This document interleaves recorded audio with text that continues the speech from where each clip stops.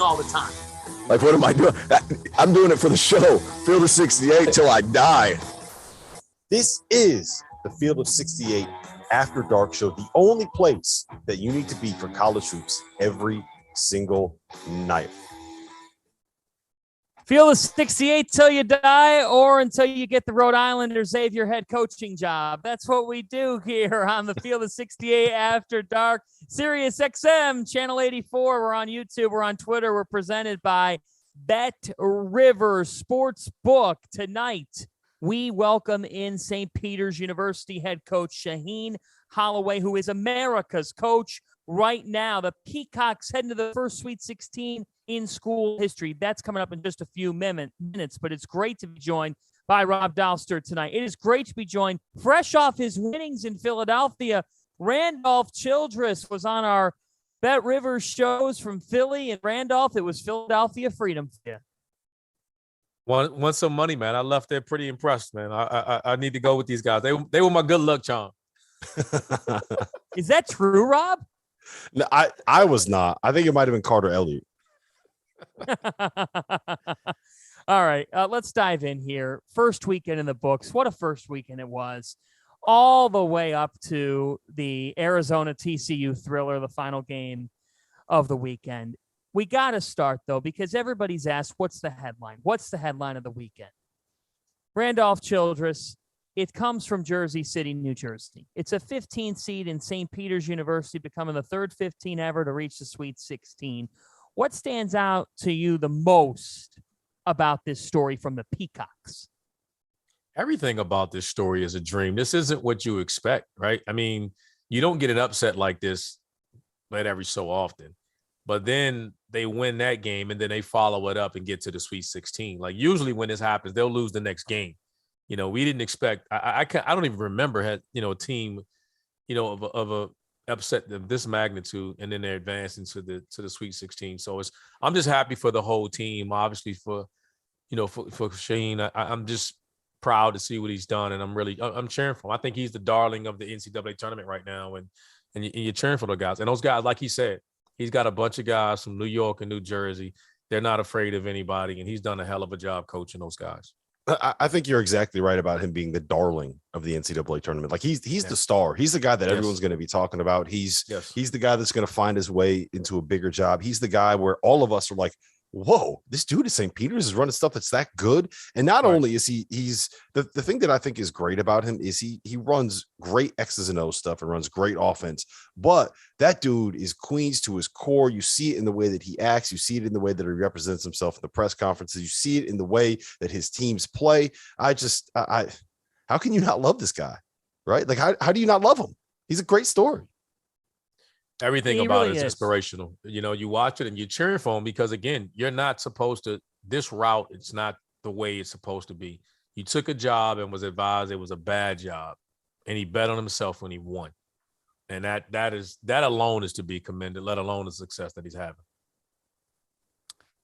It sums it up about this guy. He's from Queens, New York, and he bet on himself when he was going to college. And he'll talk about that with us in just a moment here. But Shaheen Holloway and St. Peter's.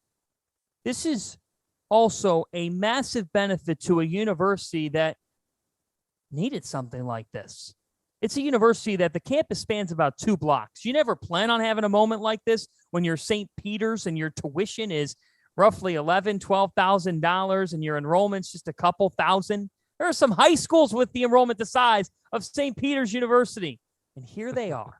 Here they are in the second weekend of the NCAA tournament. So without further ado, you have got to listen, because if you've seen some of the interviews, I would guarantee you haven't seen one with this many candid comments.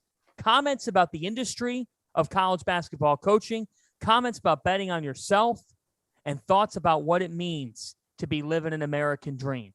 That's the dream that Shaheen Holloway is living right now. And I went one-on-one with him earlier today.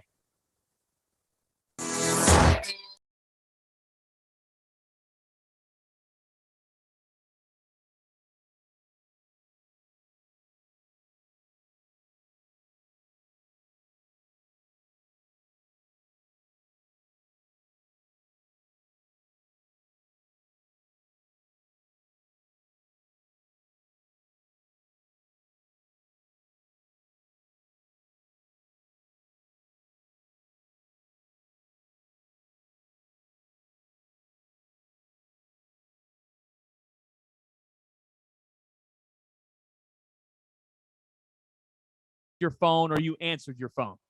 It's been a whirlwind right now, right? Just a lot going on in a short period of time. Getting a lot of texts, getting a lot of calls, and I appreciate all of them. There's definitely a lot of support that people have out there. The love that people is genuine love. It's not fake love. It's real love, right? And I definitely appreciate it. But one thing I'm really happy about is the love that the kids are getting and the school is getting, and how everybody's rallying around, us. And I just think that's a beautiful thing, man. Let's go back to when you were thinking about your next steps when you were at Seton Hall and St. Peter's is in contact with you. Yep. There were people who said, right, that they were unsure if you should take the job. Can you take me back to that whole sequence? Yeah, I mean, at the time we had it rolling at Seton Hall, right? Things was going good. I think at the time 3 straight tournaments, Big East championship, recruits coming in. It was good. People were like, why would you want to do that? And I was like, you know what? It comes a point in time where, I was with Coach for 11 years, and I'm very grateful, very grateful. I learned a lot from him. He was, big time for me. But it comes a time when, you want to start doing your own thing. And I thought it was time for me. I thought I was maxed out. I thought I'd done a lot as an assistant coach. I wanted to, run my own program.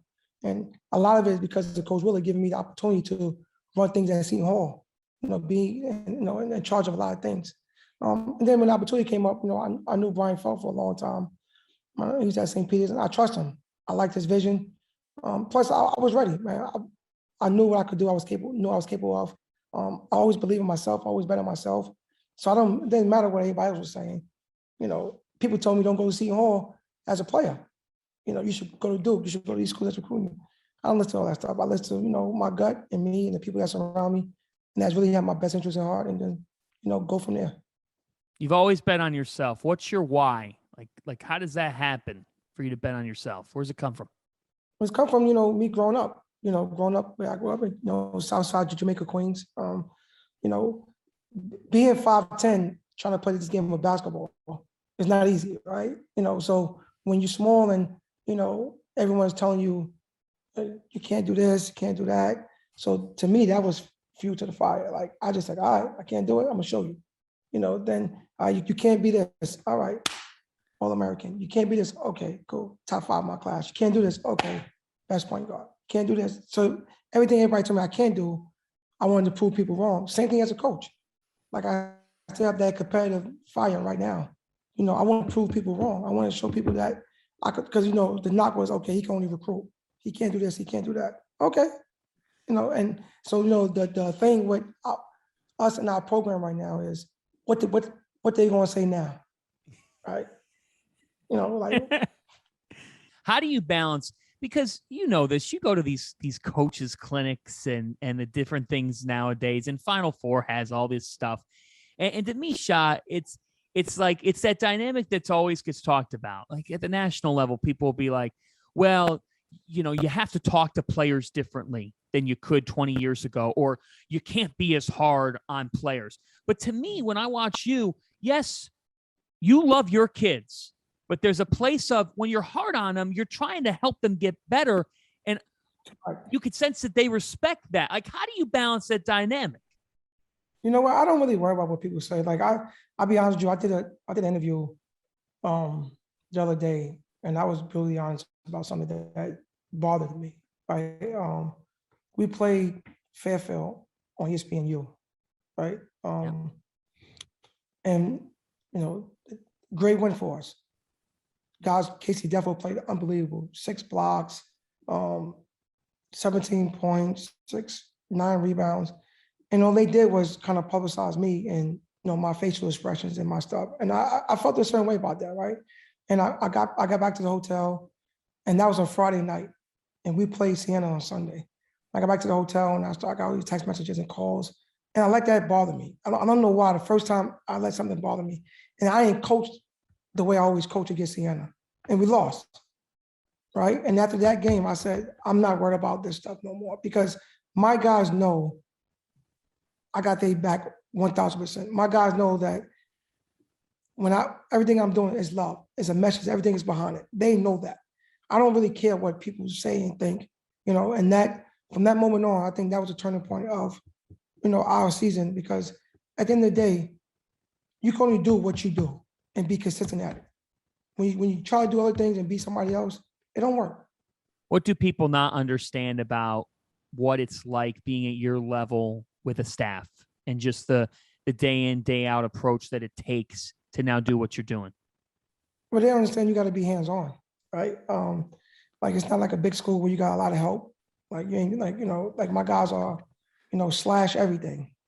Slash assistant coach, slash academic advisor, slash strength coach, slash this, slash that. That's what happens at small schools, right? So you gain a great relationship with the players, and you also understand that like this job is 15% basketball. It's 85% everything else, and that's why you got to have strong people around you. You got to have people around you that's not doing it for the money, because they don't get paid a lot of money. They don't get paid nothing at all. Like they're doing it for the love and the passion and to give back to the young generation. When you see Purdue, what juts out? Big time. You know what? Coach Painter does a great job there, year in, year out. Unbelievable job. They got good players. They big, they strong, they physical. But it's, to us, like it's nothing that we ain't never see. Like I tell my guys all the time, don't look at the name on the jersey. Forget the name on the front of the jersey. Just play. We don't care who we playing against. We just going out there balling, doing what we do, having fun, getting out there playing hard.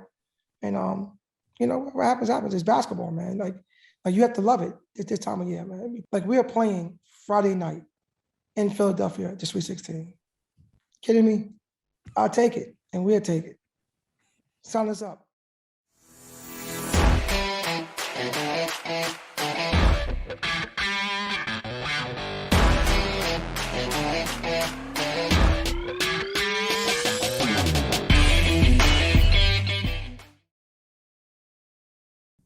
Wow.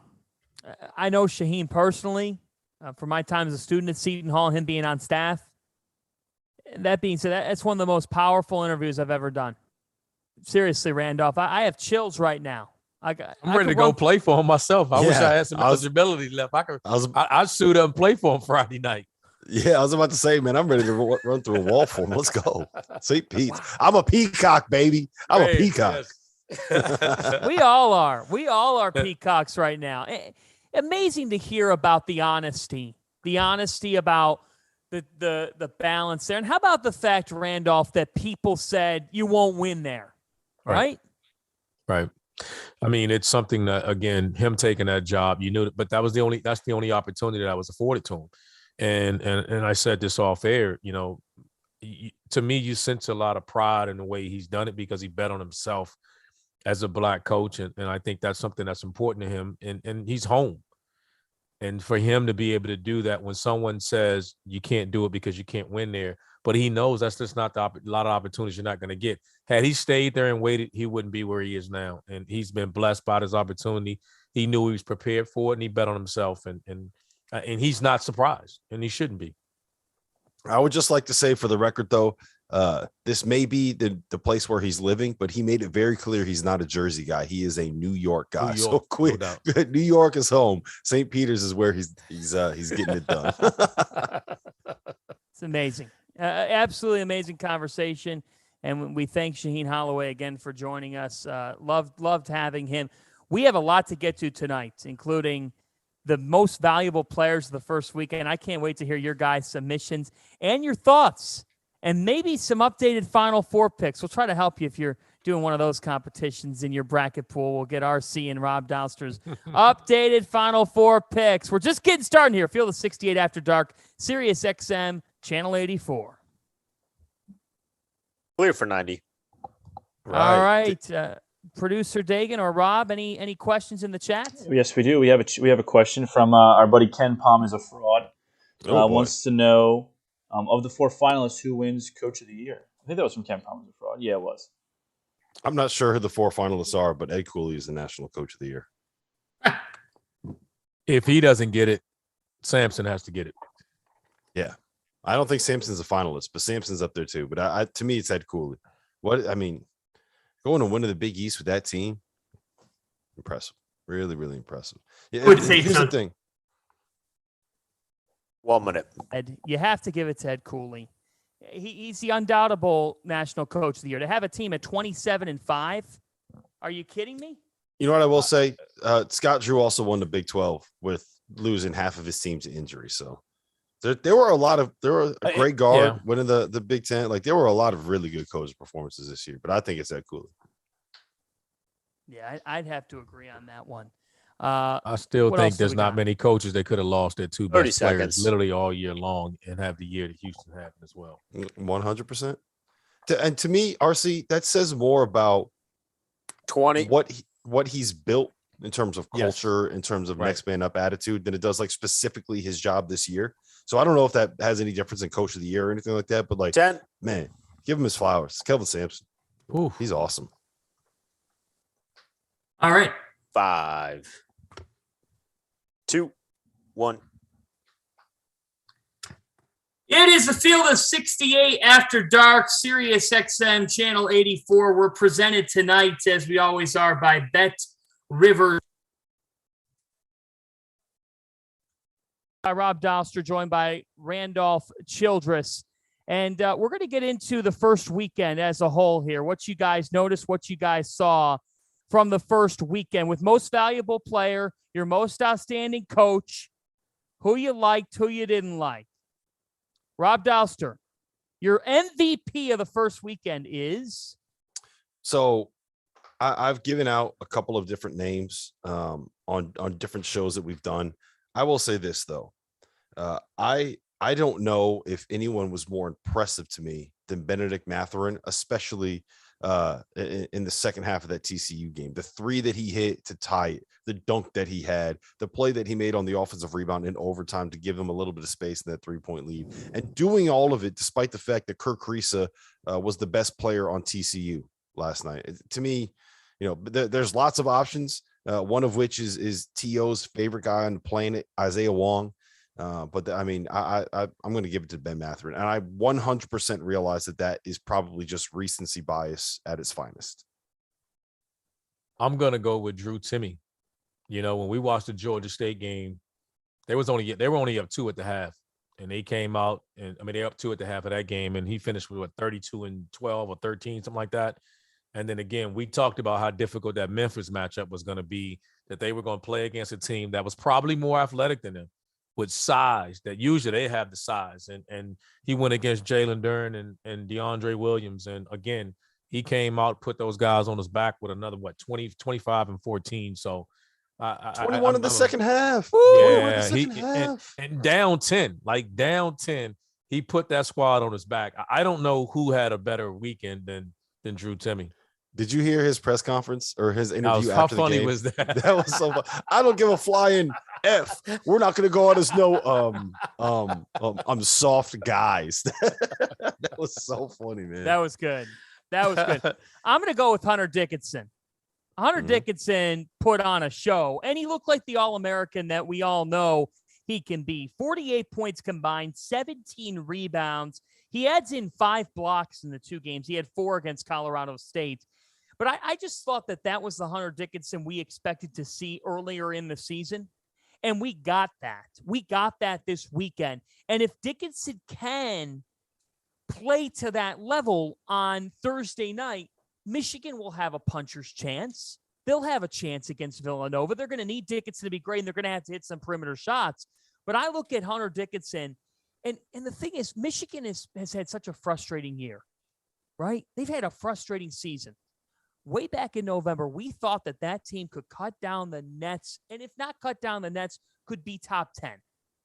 We thought for sure, hey, they're a second weekend team in the NCAA tournament if the things fall into place. Well, they are a second weekend team, and maybe things are falling into place at the perfect time. So Hunter Dickinson will be my MVP. Fair. Yeah, he was awesome. Yeah. He was terrific that first weekend. He did against Tennessee. I think he had 27, 11, 4 assists. He looked like Hunter Dickinson All-American in that game. I thought that was a better matchup for him too. He had bigs. Tennessee plays with those bigs, so he didn't have to change his game and worry about small balls, switching on the guards and doing all those things. he got a chance to play in the drop coverage and then play inside against Tennessee's big, and he definitely was the best big on the floor. ARC, you know what he's going to have to do against Villanova? Ooh. It'll be tough. Oh, it'll be tough. That's gonna be tough. That's gonna be tough. I can't believe quickly on Villanova. I can't believe the player Eric Dixon's become for them. Oh man, blown away. You know, we often talk about guard play. They've had some good bigs over the years. So Shefu and obviously Omari Spellman. And now with Dixon, we'll see how that matchup shakes out. All right, coach. Hey, don't forget Chris Jenkins. That dude is the definition of a big man. Yeah. a legend, Chris Jenkins. Smooth. All right, your coach of the weekend, Robert.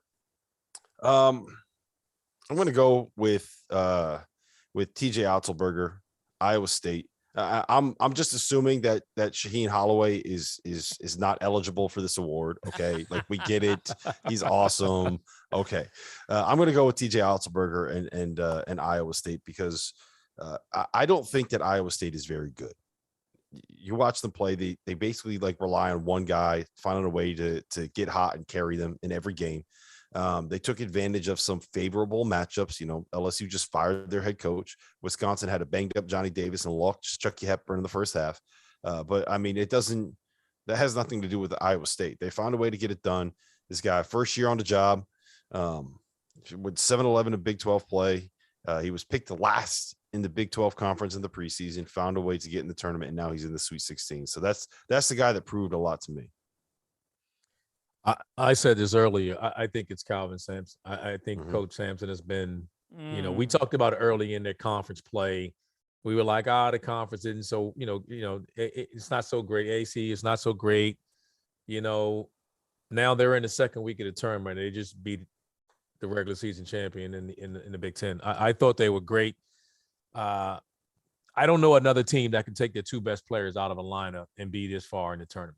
It's amazing. It's just it's the culture and everything that he has, but even the culture, like this is still a talent-led, it's talent-led.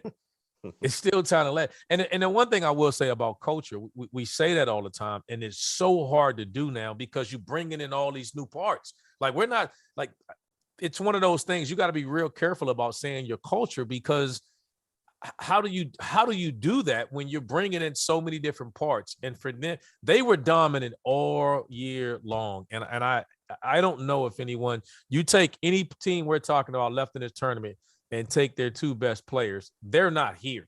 I find it hard to believe that any of those guys are here, and they're here and playing like with a thin bench, and they're just playing no matter what. Who's out there just getting it done? I'll tell you what, and this might come off as a hot take, but after watching them in person, I will say it. Houston may be the toughest group of you-know-whats that are left in this field because for what they lack in true talent at some spots, they're still talented. They're still extremely athletic, but there's no question at times for this group, scoring is a little bit more difficult to come by. They make up for that by guarding the hell out of you. They guard for 94 feet, and they play to Kelvin's identity. Kelvin Sampson looks like he's playing when he's coaching this group. You could tell how much he loves it. Houston should give him the lifetime contract. And you know what else I'm thinking about? The Big 12 is already the best conference in college basketball. Yep. They're going to add Houston. They're going to add BYU and Cincinnati. Are you kidding me? Like just imagine Houston, Texas Tech competing for all of those tough MFers that are coming out of the state of Texas. Man. When those two teams play, they're going to be absolute wars. I'm taking the under. Yeah, right. There you go. We got him hooked, man. We got him hooked. You'll win that one. You'll win. Wait, did Greg Waddell tell you to take that under? Nah, we cut Greg off. Whatever Greg said, I did the opposite, right? Whenever Greg said something, him and Carter had such a bad day. It was like, what are you picking? All right, I just went to put my card, took the opposite. Oh man, hey, this makes me think back to last week on this show. Ashton Gibbs had Rutgers and Seton Hall in the Sweet 16, and here's St. Peter's. He should have picked St. Peter's with this hard RC. Man, who knew? Who knew? All right. My coach of the weekend is Jim Larinaga. this is an amazing story. Miami, a team that I thought belonged in the field, but you're not sure. And here what they showed Auburn is that, yes, we could play small. And yes, we've got better guards than you do. At least more controlled guards, and they really did. Isaiah Wong is big time. Cameron McGusty compliments him well and makes plays. And I'll say this, I think it's one of Jim Laranaga's better player development jobs. Charlie Moore was always talented, but Charlie Moore didn't channel that talent into fitting on a team. And part of that is DePaul and what they were. But Charlie Moore has come to Miami. He played under control. He was threatening with a triple-double, didn't have one. But the point is, this backcourt is playing great basketball. And I don't think Miami's done. I'm fascinated to see who wins Miami, Iowa State. But guys, Jim Larinaga, like there were people talking about, maybe it's time for Jim Larinaga to head out, or all these narratives, all these takes. Guys, Goodman retired him. Goodman retired him at least 3 times. Yeah, Goodman's going to see him this weekend. Jeff should retire. I mean, my God, what a story. Great story. Especially, I don't think people realize how hard that FBI stuff hit them. They never got charged with anything. Any links to that FBI, to Christian Dawkins and everything that happened there. Nothing was proven. I don't think that there was really anything concrete there ever, but it completely torpedoed their recruiting, right? They lost so many guys and so many players that could have that they were in the mix recruiting. They had commits. Sadiq Bey was supposed to go there. I don't know. They were getting pros. They were getting pros. Sadiq Bey, look how good he's been. And he was supposed to go there. So Nasir Little could have ended up there. I'm glad to see it work out for them. It's nice that the FBI thing kind of hasn't just hurt people that didn't do anything wrong. Do you think, quickly here, we'll give America a taste. Rob, Iowa State or Miami? What's your first gut? Miami by 15. Woo! Wow. The U, baby. T.O.'s going to be right. T.O. had Miami in the Elite Eight, and both RC and I on Selection Sunday were like, come on, man. Go take a nap. Go take a nap. And now he's going to be right. And I don't know if I should celebrate this or if I should be like, all right. Now I'm going to have to hear him chirping nonstop. What's your other standout headline? I don't know if you go in the direction of Gonzaga. I don't know if you go in the direction of the Duke-Michigan State game. Carolina. Maybe you go. All right. Tell me why. Let's be honest. We were as critical as Carolina as anyone all year long. I mean, we were riding that. And they've had 2 of the more impressive wins that any team has played, these 2 teams. I mean, they started out with Marquette. And even though Marquette didn't finish strong, we knew what they were capable of. And just the matchup, they hadn't shown that against 2 tough teams. Like those teams beat them by 20 plus all year long. That's what we're talking about. Outside of that win in Cameron late in the year, they lose to Virginia Tech in the ACC tournament. And then they start back. And the matchup of Marquette and their style of play had me thinking like, man, Rob, we were there and that game was a blowout. That was just that was unwatchable after 10 minutes. I mean, that was a beatdown, what they did to Marquette. And then to come right back, they were on their way of handing until that elbow with Brady Manick. They were on their way of opening up a can on Baylor. And that was getting away. And then, that unfortunate incident that happened, and then they ended up coming back. But then they showed the resolve to come back and finish the game and win it in overtime. Who thought that was happening? When that game got to overtime, I was like, man, all right, here it comes. They're going to find a way to lose by 15 in OT. Yes. And I thought it was over. Who hit that first 3? Steves? The freshman, Dontre Styles. I thought that was a made-up person when they said his name when that 3 went in. Never played all year long. He was buried on the bench. Isn't that amazing? And he steps in. If they don't hit that 3, if they don't take that first lead in overtime, I think it collapses. But they got that lead and they're like, all right, look, we got something to fight for. We can still do this. That shot gave him confidence. They don't win if he doesn't hit that 3, I don't think. Unreal. Hey, and give RJ Davis his flowers too, man.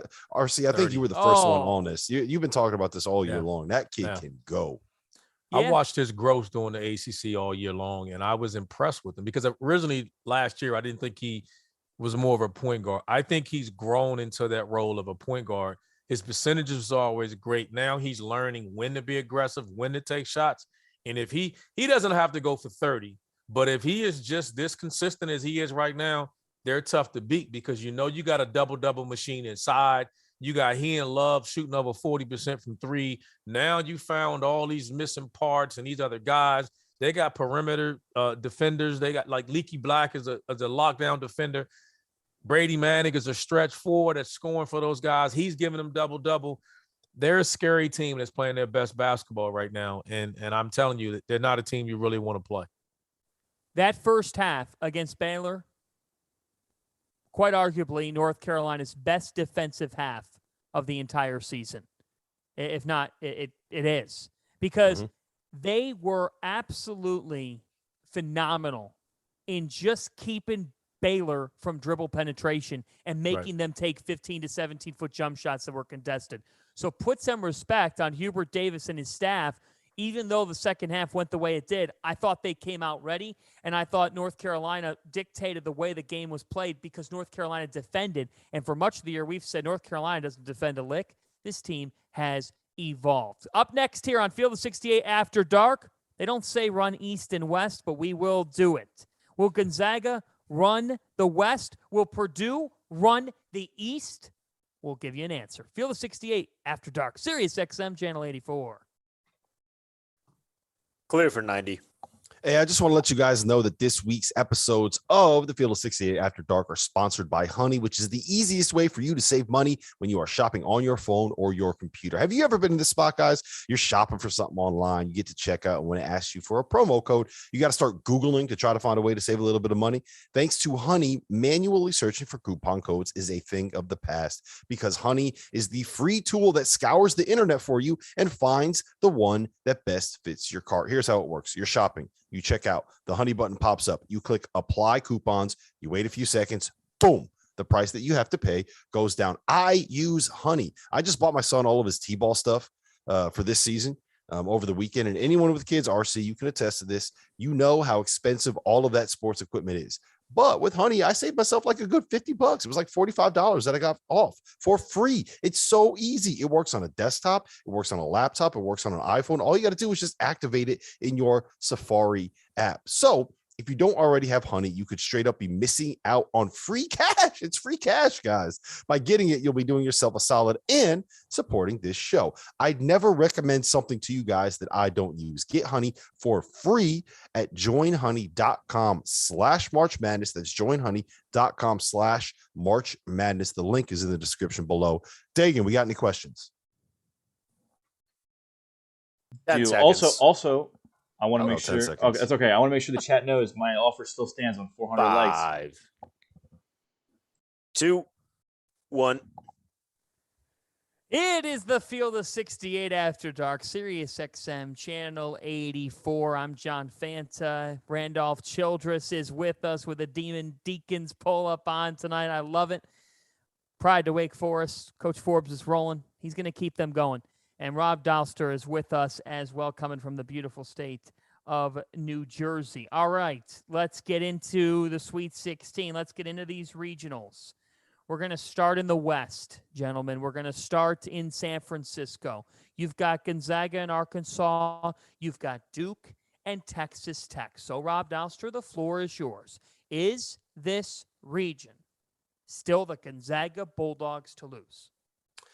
Yeah, this NCAA title to me is the Gonzaga Bulldogs to lose. I think that they are the favorite. I think that they are the best team. If Andrew Nembhard is going to play the way that he did against Memphis, then I don't know where you can look at Gonzaga and say that there is necessarily a flaw here outside of, maybe they're not quite athletic enough and maybe they're not elite defensively.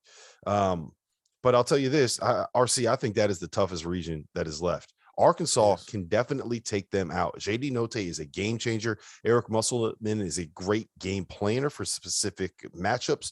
And they have athletes all over the place. Jalen Williams is their difference maker. Duke, we've already seen them beat Gonzaga. And if you're talking about a team that may not have enough athleticism and may not have enough toughness, that is literally the only thing that Texas Tech has on their roster. So I don't think that it's a given that they get out. But to me, yes, it's their region to lose. It's their title to lose at this point.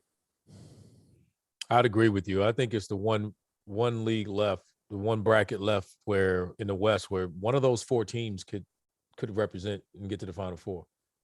I don't know if we can say that with everyone else. I think any one of those teams between Duke or Tech and Arkansas or Zags could come out and make it to the Final Four. But I do think it's the Zags to lose. I think they're the best team, as we talked about their championship. We talked about it so much. I don't believe that they just have so much balance. You know, they can have an off night.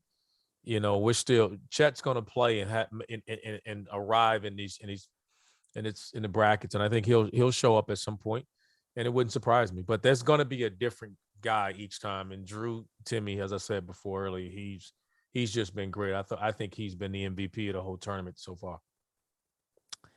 I think Arkansas plays with an incredible intensity level, and that J.D. Note is quite the motor of a guard. That being said, he really struggled. Folks, if you were to pick one game that you would not watch this weekend, revisionist history here, I would have had you pick New Mexico State and Arkansas. I watched the game from the car on a drive from Buffalo to Pittsburgh. I haven't the slightest idea what I was watching. That's when Teddy decided to start missing all them shots, right? Teddy Buckets turned into Teddy Brickets as soon as UConn wasn't on the other side of the floor. Yeah, he needed it's UConn. Bitter. Do we really need to talk about this fan? What are you trying to do to me, man? What are you trying to do to me? I'm trying to have a positive show here, and you're over here talking about Teddy Buckets missing shots. Come on. It looked like a 2013 AFC East game between the Bills and the Jets. I mean, it was gross. It was brutal. I mean, okay, part of that is New Mexico State. That being said, guys, I watched Arkansas live twice. I think that Stanley Umude and J.D. Note are good players. They're not beating Gonzaga.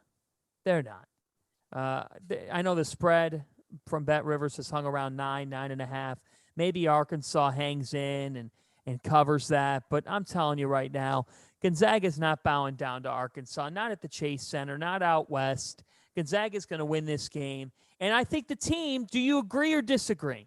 The team that would give Gonzaga more problems is who? I say Texas Tech.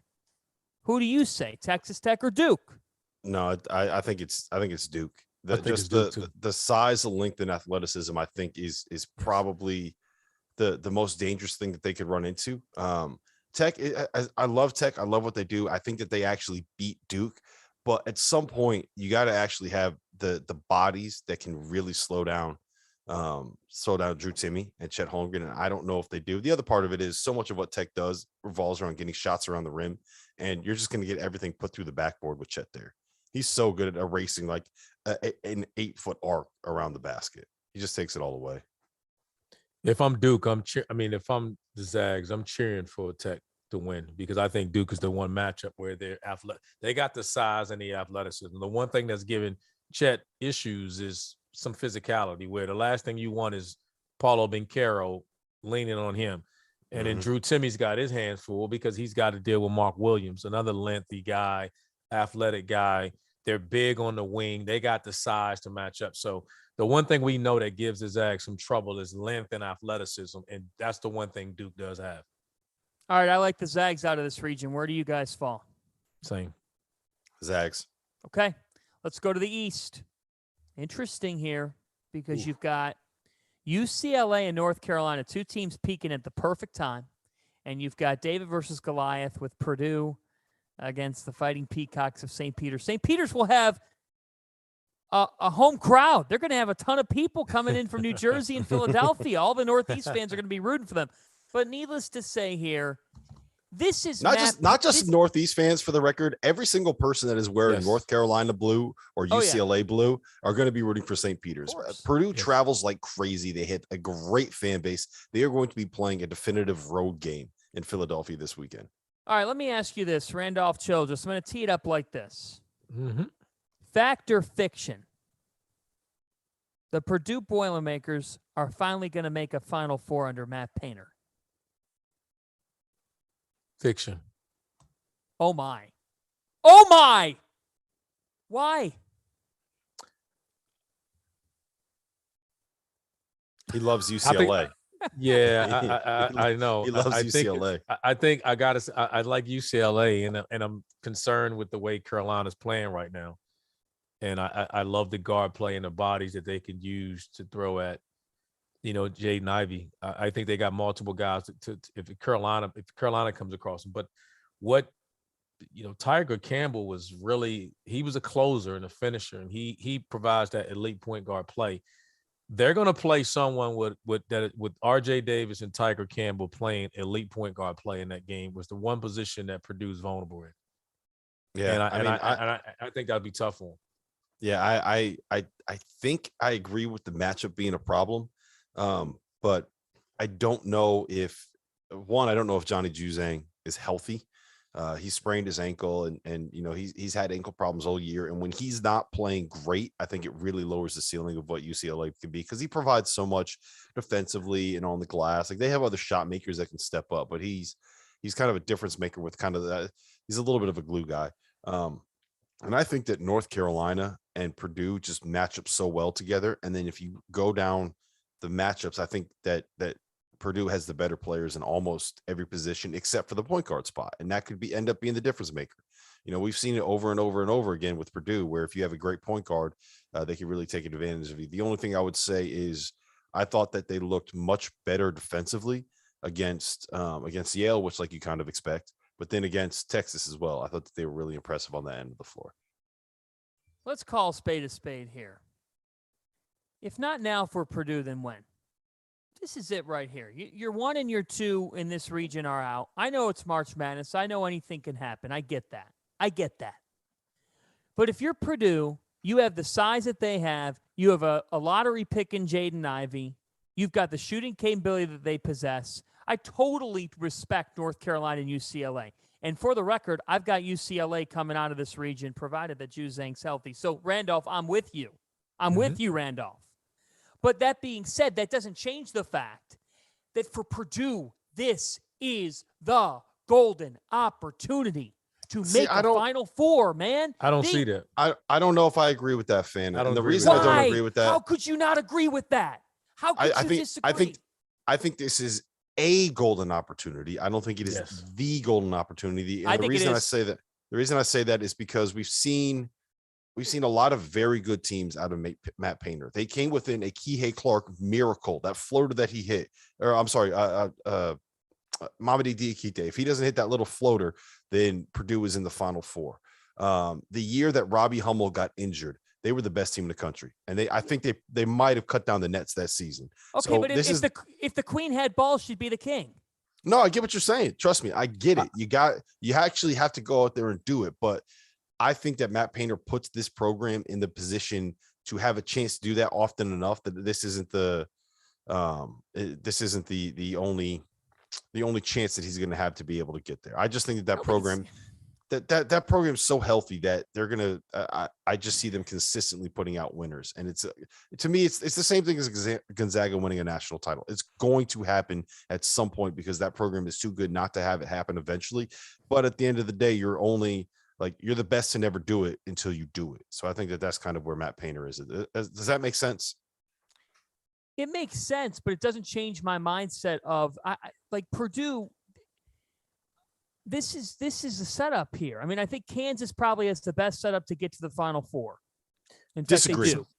Fanta, you're only saying that because they play St. Peter's, and I think they're the one team I don't want to see St. Peter's play. Right, so they're going to make the Elite Eight.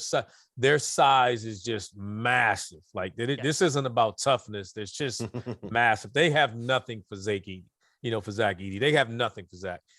My concern with them though is once you get through that one, you get through that game. And like I've said to you all along, last game it was Travion against Texas. It was Travion Williams. He was the guy. He stepped up. He played great. But it's one or the other, and for me, it's just tough to say when two of your second and third best player play the same position. It's either one or the other, and I think they'll get through St. Peter's. But if they play, they beat Carolina early in the year. That's not the same team. There'll be motivation for Carolina to play that, and like we talked about, I like UCLA as well. There's no time like the present for Purdue. There's no time like the present. We would all agree there. Well, we would all agree to that with each other and everything that we're doing. So I don't know. Look, I like the banter. The banter's good. I don't know. I don't even think it's the same degree as Gonzaga and the national title thing.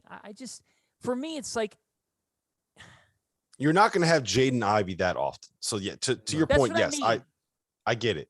You're right. I'm not necessarily disagreeing with you. I just think that Matt Painter is good enough. It's going to happen eventually. Like I would say for Ed Cooley, this is the golden opportunity to be able to have it. Like it's not. I think it's easier to replicate what Purdue has done this season than it is to what Matt Painter has done this season at Purdue than it is to replicate what Ed Cooley has done at Providence. Does that make sense? So I think this is the chance for Providence to go out and make it happen. And look, we could talk about this in the next segment. I think that they beat Kansas.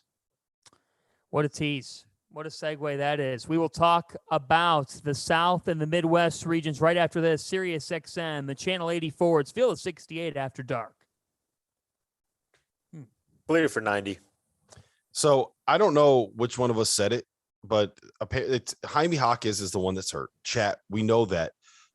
Trying to keep straight the names, Jaime Jaquez and Johnny Juzang, when they're both like the same size, they both kind of play the same position, and they both have names that are JJ as initials. Like, you try keeping that straight. It's impossible. We get it. We know Jaime Jaquez is the one that's hurt. Sorry, one of us said it wrong. I don't know who it was. No, you said Johnny Juzang was hurt, and they must have got mad. Yeah, they're never gonna let you forget. You know that. My bad. Not. I know it's Jaime Jaquez. Yep. Okay, like yep. I swear to God, I mix them up literally every time I try to say one of their names. All right, let's get to a question here. I beg your forgive. I mean, so sorry, Chad. Let's get to a question here. We're gonna talk about this game when we come back. But who has the better bench between Michigan and Villanova? Michigan. Does Villanova have a bench? When did they get that? They don't need one. Who's on Villanova's bench? Caleb Is Daniels. it Jay Wright? I think Mike Nardi might be able to still go out there and get a bucket. They don't need one. 30 seconds. It's amazing. It's an amazing example of a team that drags it up the floor. They just rely on total efficiency. You know what they are? Shots. You know what Caleb they are? Daniels is the one bench guy. He's playing well. They're Virginia on the main line. Jay Wright is just Tony Bennett with better suits. Oh no, he's not. No, he's not. That's 10 disrespectful. That's disrespectful to Villanova. How is that disrespectful? How many national titles does Villanova have? 2. 1. Field of 68 after dark, Sirius XM, Channel 84. We're on Twitter. We're on YouTube. We're presented by Bet Rivers. Dauster and I are on fire with each other tonight because he just called Villanova Virginia on the main line, and I am offended. Virginia won the national title. Like the last national title was Baylor. The one before that was Virginia. Okay. Yeah, well, like, and who won the one before that? How is that disrespectful? Who Virginia's the best program in the 8th. Villanova, yes.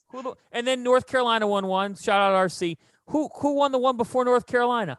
Oh, if we're going back that far, who's won the most national titles since 1999? It wasn't 1985. Who's won the most national titles? Who won the most national titles since 1999? You really want to do this? Who's accounted for 2 of the last 5 national titles? I will turn it into a conversation about UConn. Dagan does not want that to happen. You better move on, sir. You better move on, sir. Mute him, Dagan. You better move on, sir. Hanging, get him, get in there hanging. Nuts hanging, Dagan. In honor of the officials this weekend.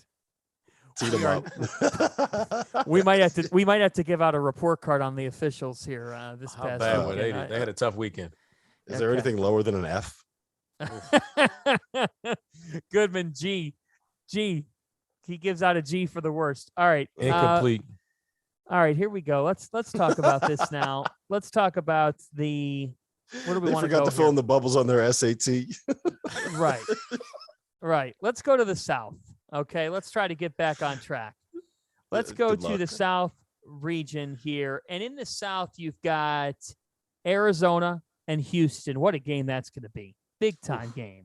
And then you got Villanova and Michigan. Randolph, where do you fall in the South region? I picked Arizona to start, and I'm going to stick with them. But Houston concerns me. Houston concerns me. I'd be lying to you to tell you I am concerned about Houston. So it wouldn't be a game I wouldn't bet on that one. I'm because I chose Arizona, I'm going to stick with them, but I will. But I'm telling you, Houston's gonna be a tough out for those guys. I think Houston wins. I think Houston wins this game outright. And here's why, RC. Tell me what you think about this. Houston does 2 things. They build their program on 2 things. One, they crash the offensive glass. They get after it like almost no one else in the country. And we saw against TCU, the one flaw that Arizona has defensively, they can get beat up on the glass. When you have guys that are physical and stronger than them, you can kind of move Christian Coloco wherever you want him to go. He's great. He's a great rim protector. He's got a high center of gravity. You can move him off his spot. The other thing they do, they force turnovers. They overplay. They pressure you. They want to make you, they want to take you out of what you want to run. And the issue, we've been talking about this since like all the way back in November. The issue Arizona has is turning the ball over. Kirk Kriisa, I love him. I love his gunner mentality. I love the fact that he took 3 threes in the span of 7 seconds when they were down by 1 in the final minute against TCU, right? Like you want guys that have that level of confidence. But he also turns the ball over. You know, he could throw the ball into the stands 17 times in one game, and he's not even healthy when he's doing it right now. So I think this is probably the worst matchup that Arizona could have gotten out of anybody on the 4 or 5 seed line. I think Houston wins. Same way I think I'll tease it right here. I don't think Arizona is the only number 1 seed going down on that side of the bracket. This is which is incredible here. We're going to get to that in a second. I'll tell you what, I think there's a real path here for Houston to make the Final Four, but for the sake of being different here, I actually am going to pick Arizona because as hard as Houston plays, the lack of offense at times is a little bit concerning to me. And I don't think Kirk Kriisa is going to be any worse than he was last night. He shot 1 for 10. He can't be. He physically cannot be worse. He can't be any worse.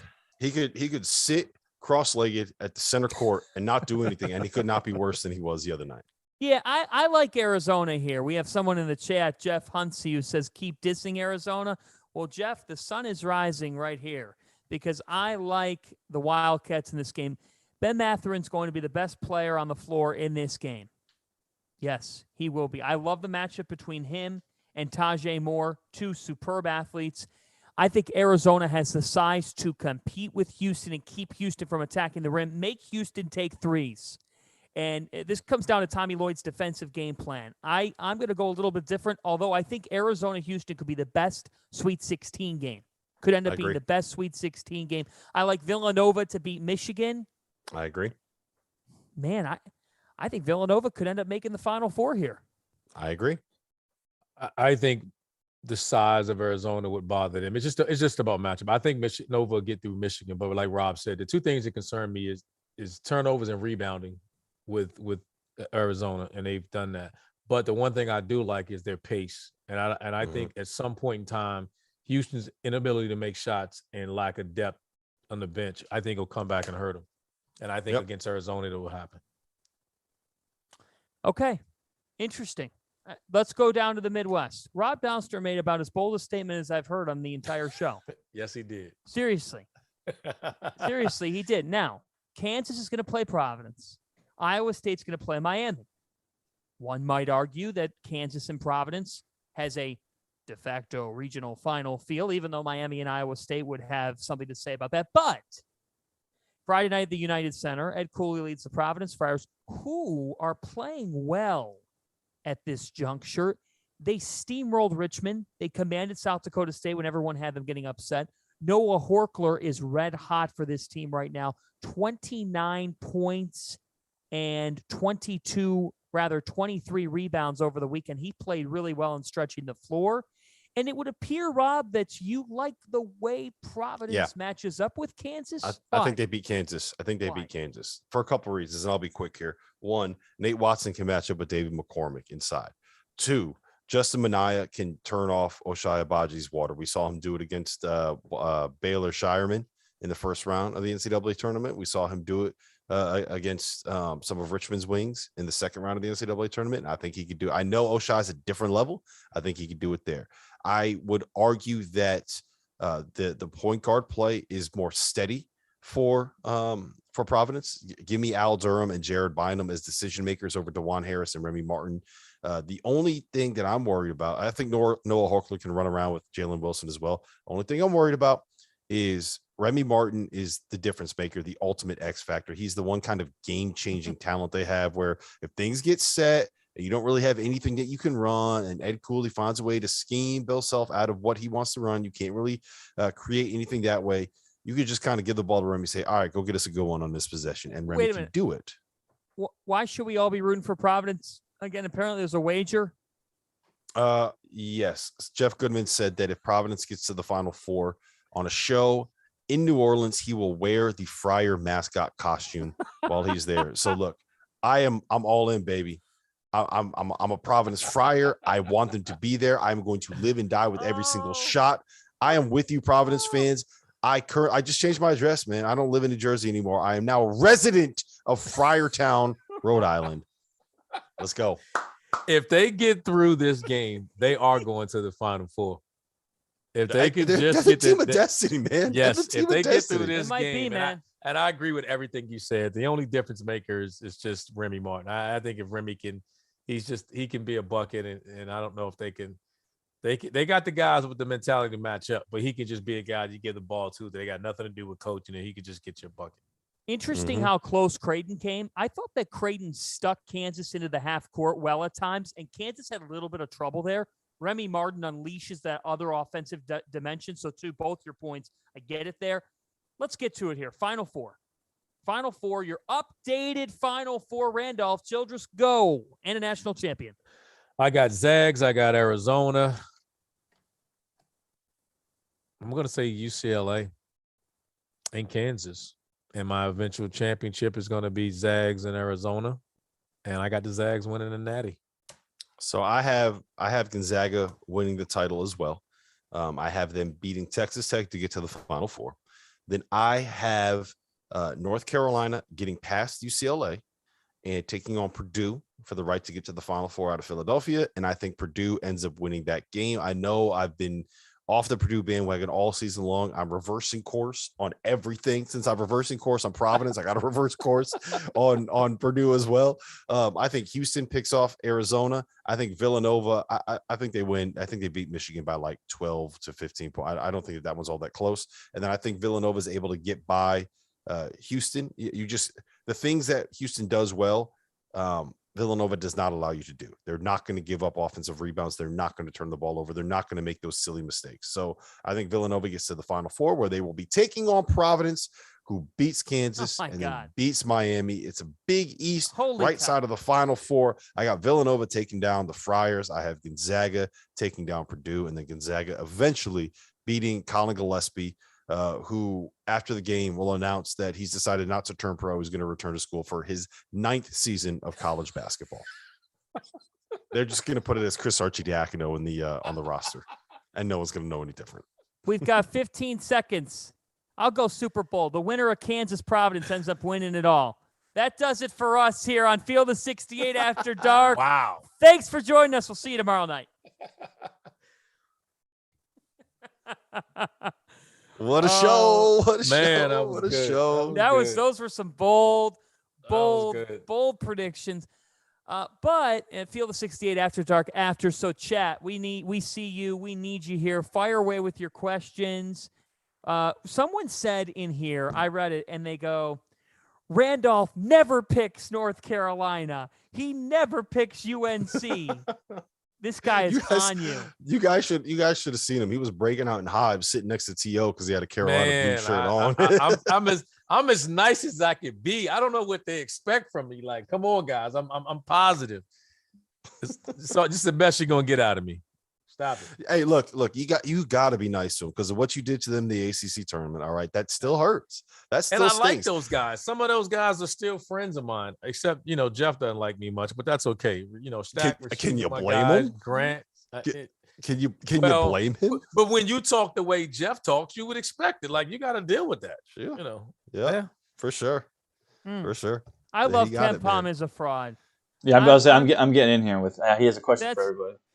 Bars and Nola will benefit with Providence in the Final Four. He's so right. He wants Goodman to buy him a trip. Jesse Newell. So Jesse Newell says Providence has no shot against Kansas. Well, Jesse, you had Providence ranked 25th in the country. There's no way that's is that the real Jesse Newell? No. He's not in the chat, but he said this today apparently on his Twitter. I'm sorry, Jesse, but you know what? You're a hater. You're a hater. Get him, Fanta. You got to get a brain, man. You have them 25th in the country all year. Like, let's call a spade a spade. Hey, Gilbert says the Big 12 is full of dogs. Like, the Big 12 is full of dogs. That league is just so tough, so freaking tough. with guys that just know how to win. I thought Texas Tech, I thought there was a chance that they could lose. What are you doing with your phone? I'm taking a picture. UConn fans are not happy that I said Providence was going to beat Kansas.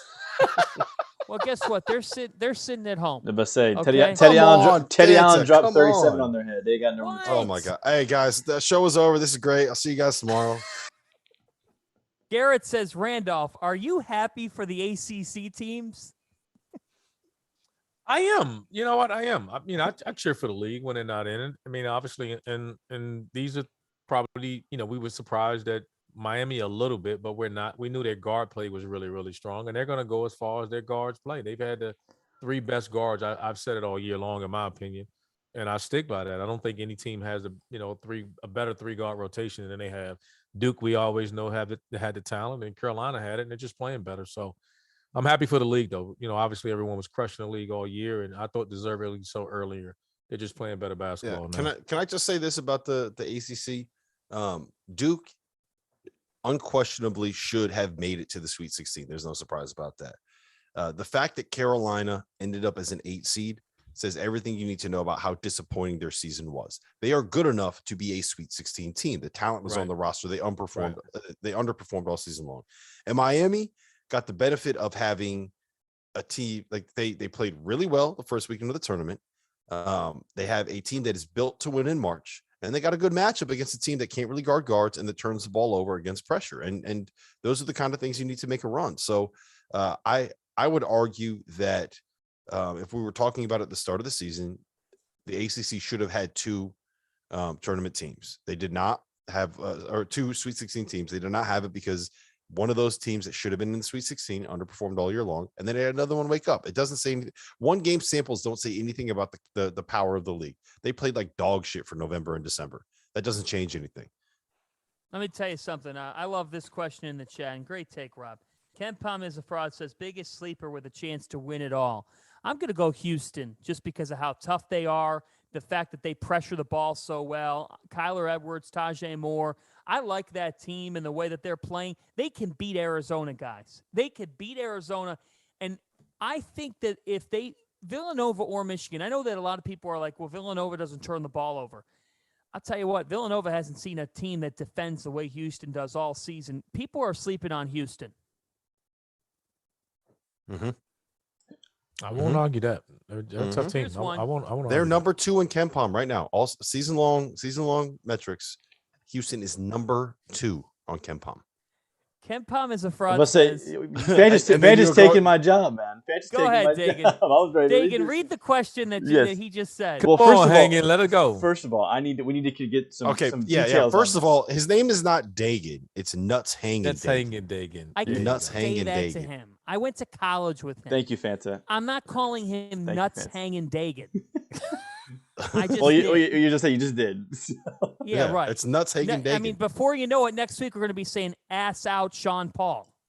Please no. We're not developing nicknames for people's body parts. Okay? All right. It's not for his body parts. It's because he looks like the guy on St. Peter's who lets his nuts hang every time he takes a jumper. The dude with the stash. I'm not doing it. That's right. 400 likes and the stash will be out in New Orleans. So yeah, hit that like button. Hey. But anyway, all right, we got to get some details on this Saturday night thing. So we were informed that you, Fanta, and Goodman had rooms next to each other in Buffalo, and we were told that you were staying in the room next to him Saturday night. Yes. Is this true? It is true.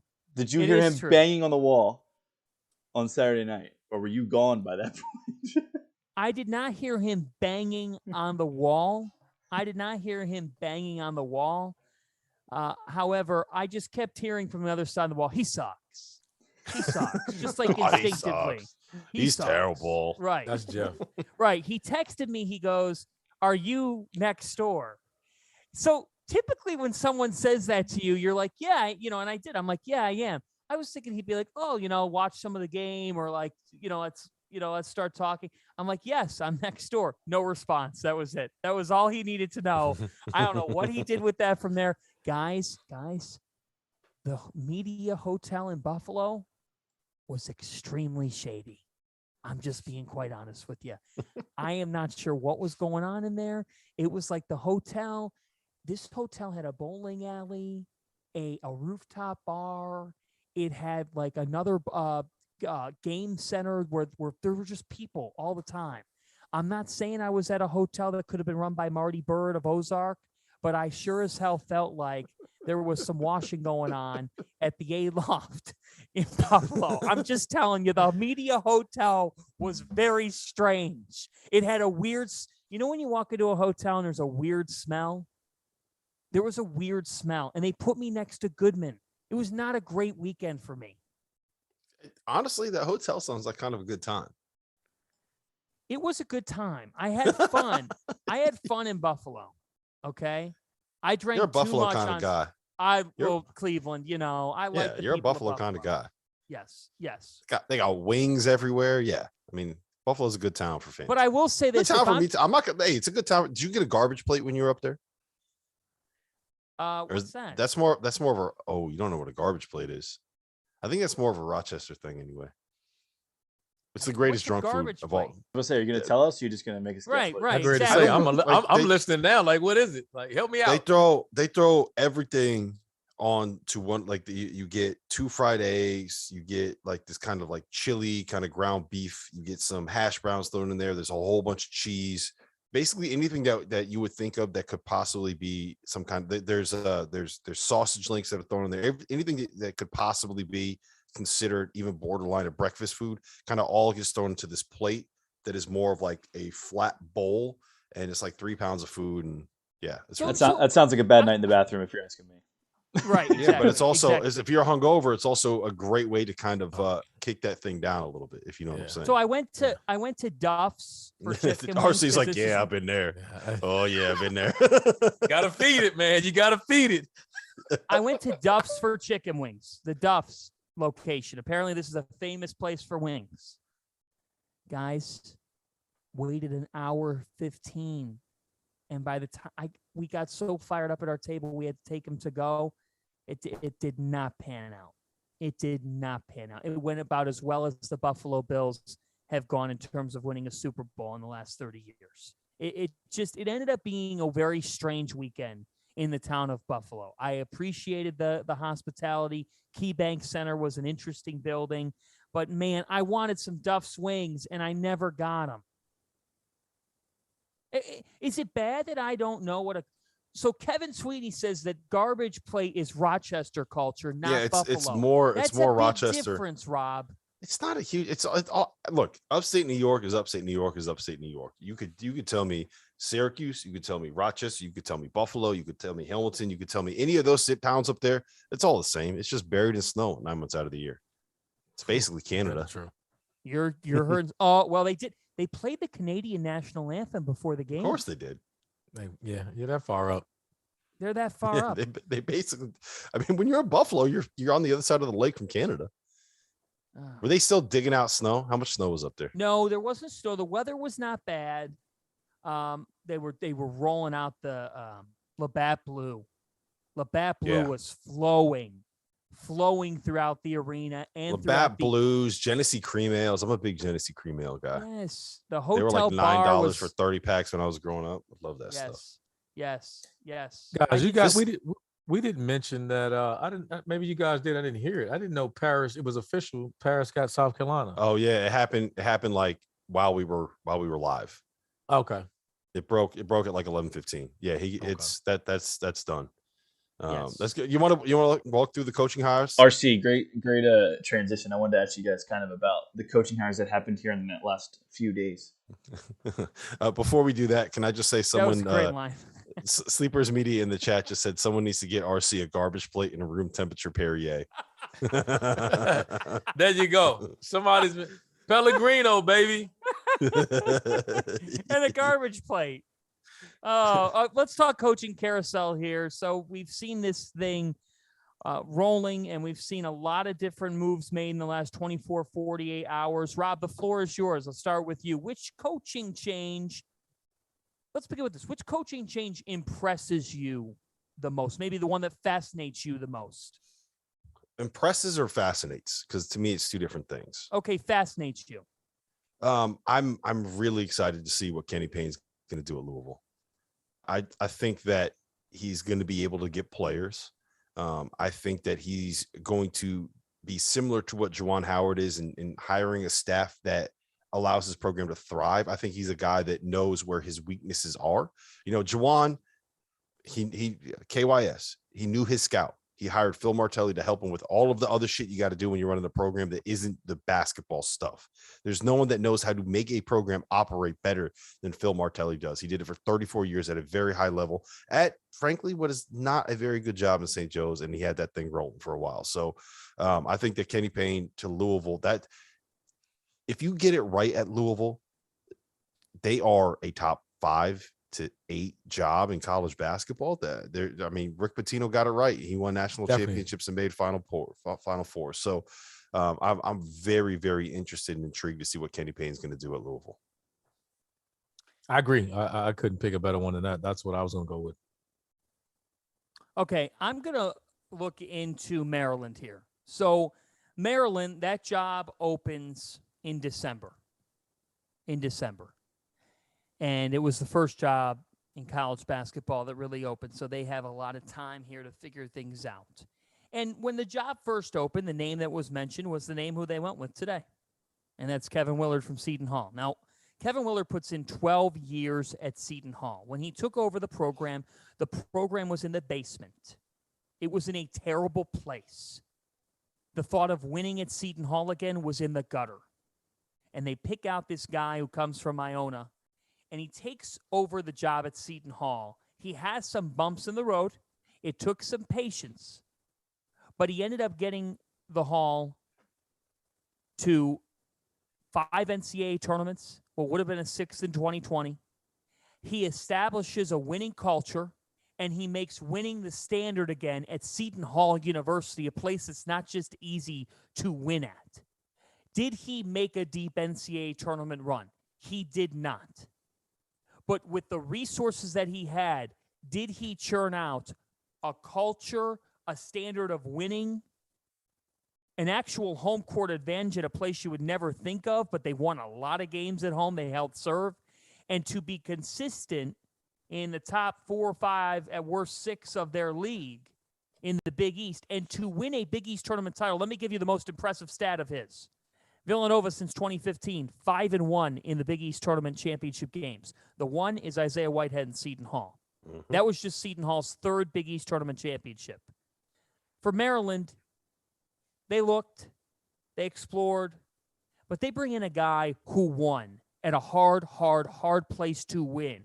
A guy who established a winning culture and a mentality, and a guy who will develop players, who will roll up his sleeves, who's already bringing in Tony Skinn from Ohio State, who has DMV ties, and who's looking at David Cox, who would be a really good assistant coming from URI. Kevin Willard at Maryland is a fascinating hire because it's going to be hard. It's hard to move up in the Big Ten. But if there's a guy who's going to bust his ass to try and do it, it is Willard, who follows the Pitino way. Can I ask you this? Not that I disagree with anything you said, obviously, but my question is, what's any different than what Turgeon was doing? This isn't a program that's been in the basement. And, you mentioned postseason success. Turgeon was getting them there. So to me, the perception of this job was to get someone that was to do something more than what Turgeon was doing. That's what Turgeon was doing. So I'm not saying it's a bad hire or anything, but I don't know. When I see this, I'm not like, oh man, that's a home run, or they crushed it for a guy that's been identified from the very beginning, because we acting as if Turgeon wasn't winning. He was winning. Yeah, they just didn't go deep. I mean, how many? I asked you this. I mean, and this is not a loaded question, but how much success has Willard had in the tournament? He's got 1 win. Okay, who's got more wins than him in the tournament? Shaheen Holloway. For all intents and purposes, the next coach at his alma mater in Seton Hall. The thing is, it's interesting, RC, because anybody who calls a hire a home run hire in the moment is reacting to the hire and the name and the brand. We're not going to know what kind of hire this is until it gets going. Here's one interesting factor to all this. Kevin Willard knows how to sell Under Armour.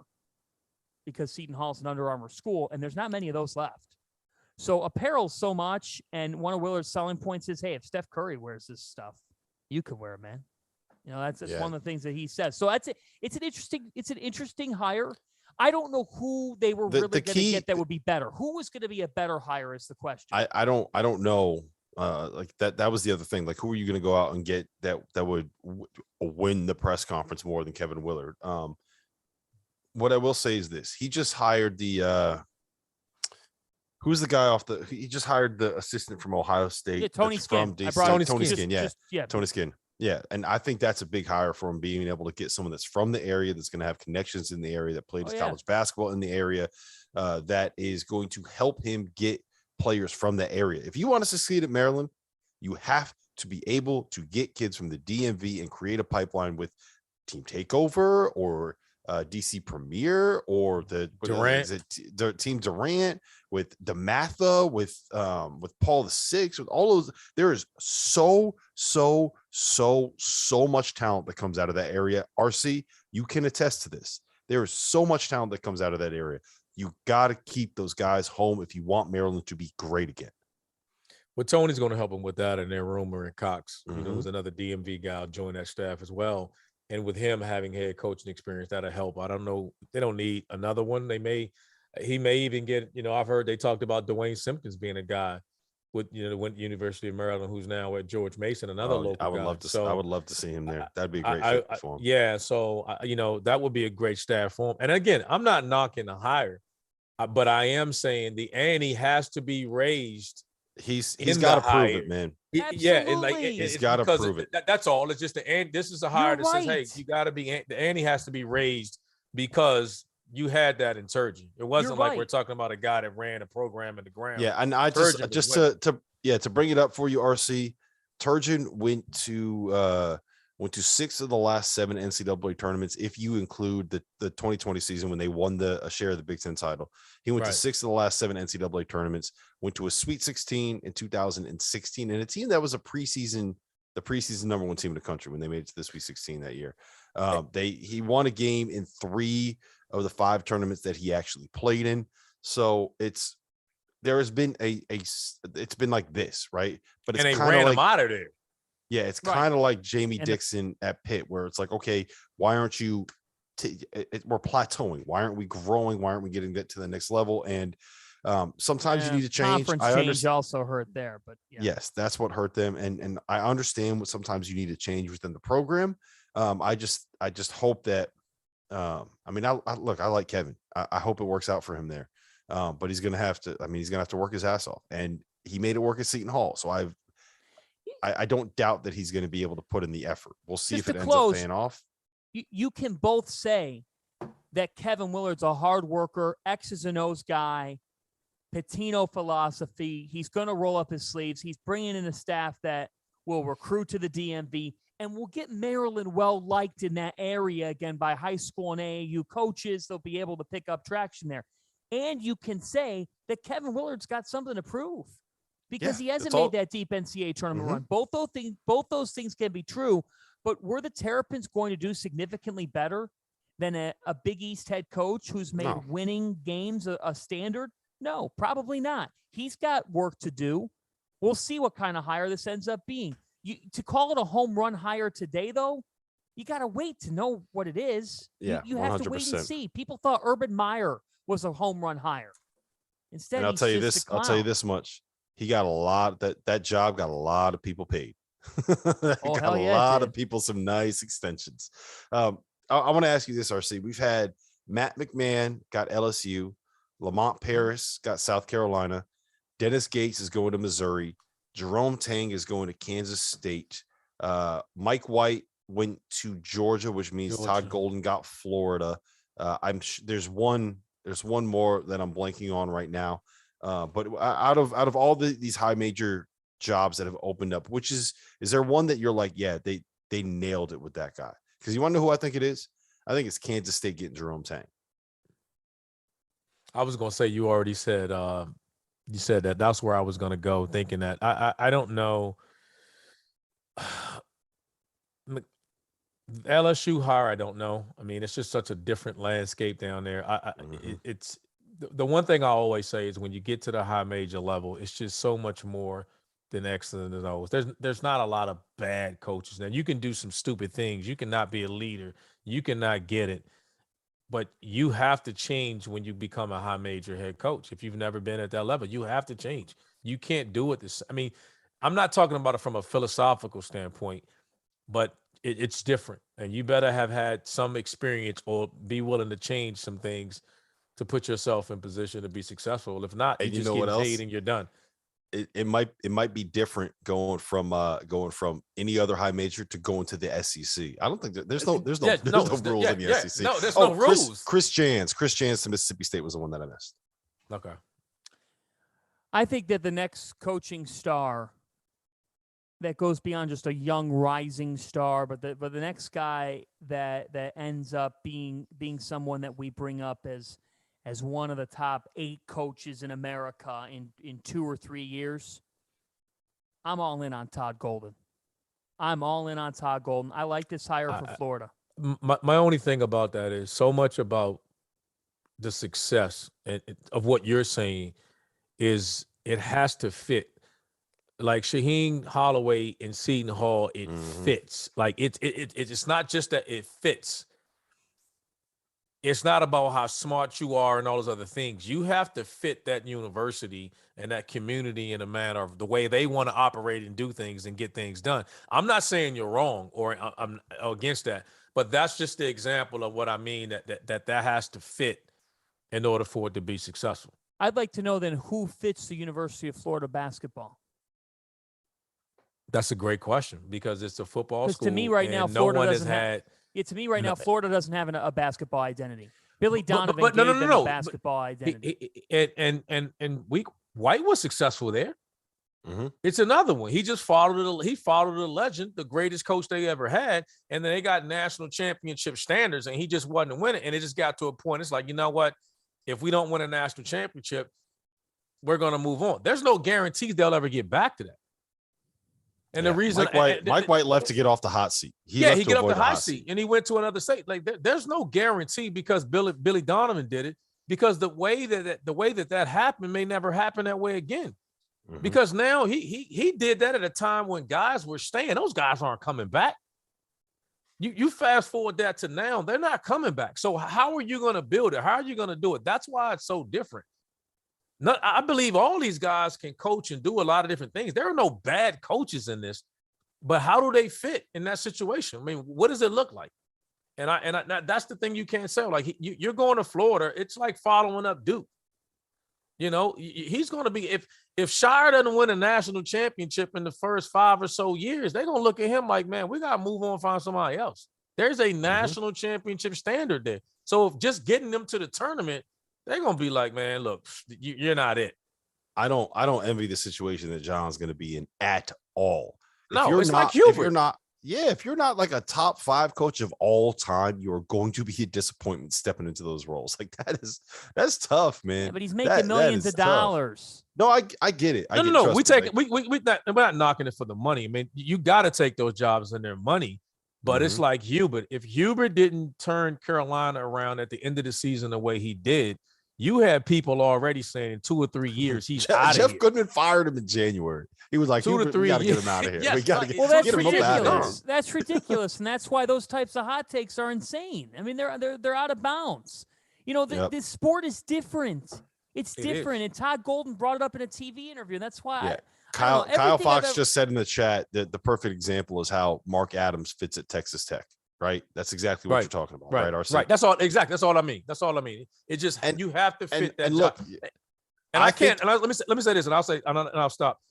Sometimes guys have to take those jobs when they're offered to them because it's a crap ton of money, and you got to take it. Nobody's turning down these jobs, but every now and then, when you're fortunate enough to get a job that fits your personality and you fit, then that's when you get a chance to be special.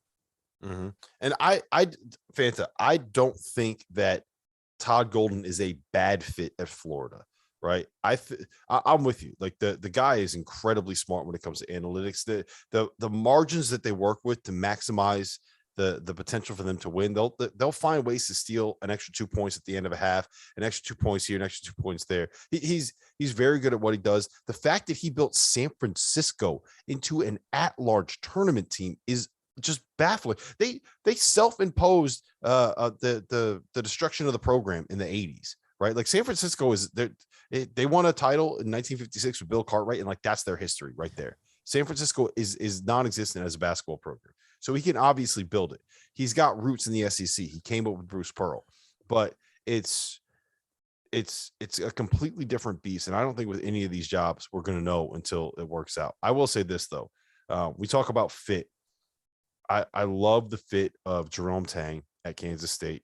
That to me, you got a guy who spent 20 years on staff with Scott Drew, watching him build Baylor from the rubble of a train wreck, right, to probably the healthiest program in college basketball right there, Villanova. And Kansas State has something they have a base to work with. So if anyone's going to be able to do it, and look at the success that Scott Drew's coaching tree has had. Grant McCaslin is killing it in North Texas. Paul Mills got to the Sweet 16 at Oral Roberts. There's another one that I'm blanking on that made a run last year. I'm with you. I'd almost willing to put, if I had to bet on any of those guys, I'm betting he has a major impact on Kansas State basketball. Yeah, but I love Todd. I love Todd. I think that he's got a chance. They love their golden boys at Florida. You know, how old was Billy Donovan when they hired him? Like 29. Yeah, he was young. Something like that. And Mike White got it when he was Mike White's like 42 years old and is on his second SEC job. That's crazy. Must be nice.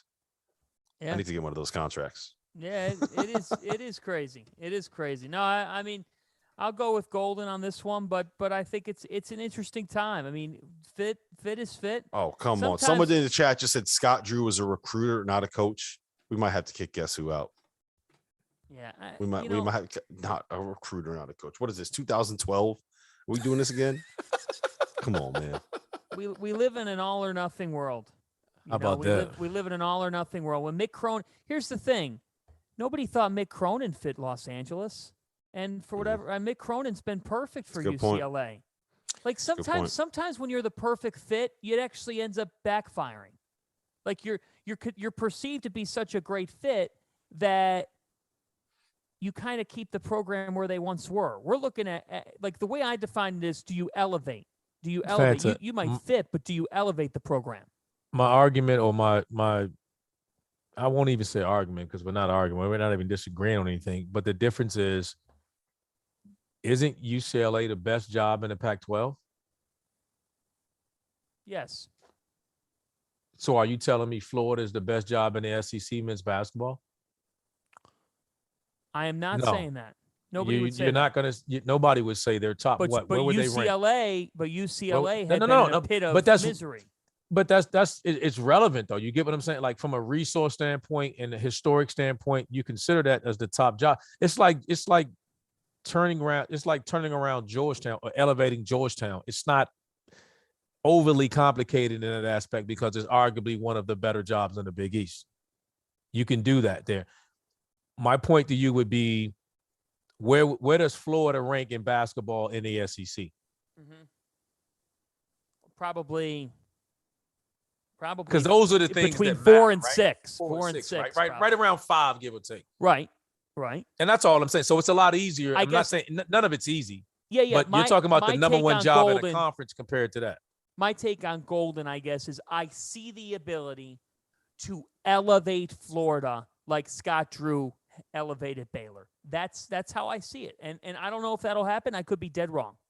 I don't think you're wrong. It reminds me of the same thing we were talking about with Willard, though, because they're taking over programs that were tournament bound, that were successful, and they're coming in to even elevate them even more. Yep.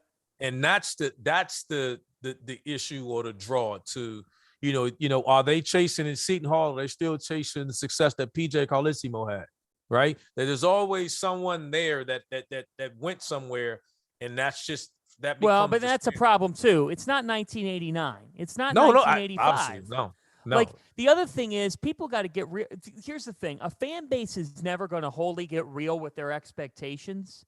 But the fact of the matter is this: if you're thinking of your best memories back in the 1980s and that's your best memory as a program, guess what, people? There's a reason why. There's a reason why that's your best memory. And the reason is it's 2022 now. You got to look to the future. You probably have to do things differently. There are still some programs in college basketball that are very much stuck in the past. You know who you are. You got to get in the present and the future. The sport's different than what it was. Gonzaga, Baylor, UCLA, Villanova are all positioned better currently than the so-called blue bloods. It's the truth. It's a different time in the sport. You know, you're going after free agents nowadays to help yourselves in the next year. That's why, like, fan bases aren't going to wait. They're not going to sit here and wait. You think the Florida and Maryland fans are going to sit around and say, 3-4 years? You know, they expect to make the tournament next year. And you know what? They should. You know why? You can get good in a year in this sport now.